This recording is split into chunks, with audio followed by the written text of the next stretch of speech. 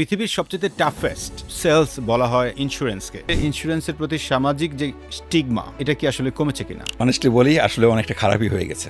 Insurance মানুষ আসলে বিশ্বাস করতে চায় না, ইভেন যে চাকরি করে সে নিজেই বিশ্বাস করে না। এটা আসলে একটা কঠিন বাস্তবতা ইন বাংলাদেশ। ইন্স্যুরেন্স ক্যারিয়ারটা আসলে আমার এরকম, যদি বলেন যে খুব পছন্দ করে এসেছি তা না। যখন অ্যাপয়েন্টমেন্ট লেটার পেলাম, আমার বন্ধু বান্ধব ফ্যামিলি কোথা থেকে আসলে পজিটিভ সাড়া পাচ্ছিলাম না। সেলসের লোকজন আসলে খুব বেশি কিছু চায় না, তারা চায় কাস্টমারকে যে কমিটমেন্টগুলো দিচ্ছে, যে সার্ভিসটা দেওয়া দরকার, সেটা টাইমলি দেওয়া দরকার।